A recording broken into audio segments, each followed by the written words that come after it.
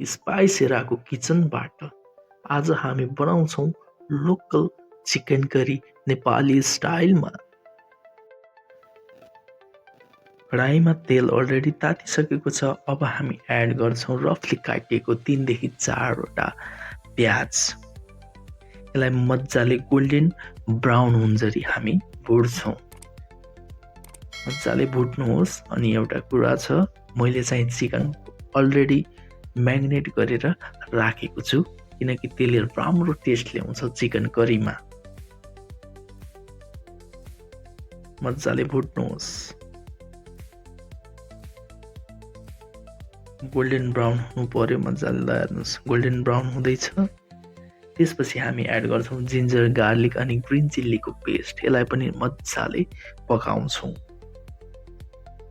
मजाले पकाएपछि राम्रो टेस्ट आउँछ। मेन भनेको भुनाइ नै हो मसलाको।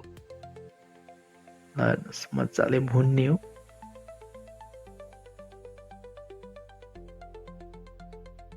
भुनिसकेपछि अब हामी एड गर्छौँ चप कोरिएन्डर अनि त्यसपछि होल ग्रिन चिल्ली। यसलाई पनि मजाले पकाउँछौँ। पकाइसकेपछि अब हामी एड गर्छौँ मसलाको घोल, जस्तै कोरिएन्डर पाउडर, जिरा पाउडर अनि चिल्ली पाउडर, तिमुरको धुलो, बेसार अनि नुन।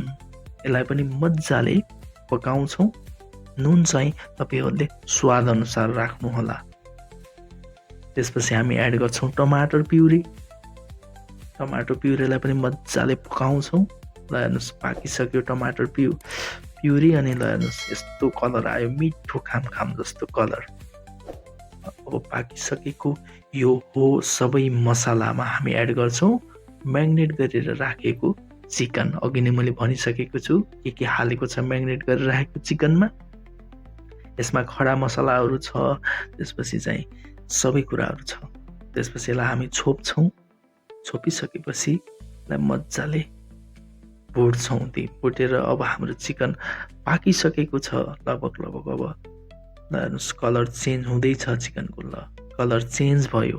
अब त्यसपछि हामी एड गर्छौँ हट वाटर। अब चिकन करी भनेपछि त झोल त बनाउनु पर्यो। त्यसपछि अब local style chicken curry ready हुँदैछ। ल हेर्नुहोस् आहा क्या मिठो कलर आयो।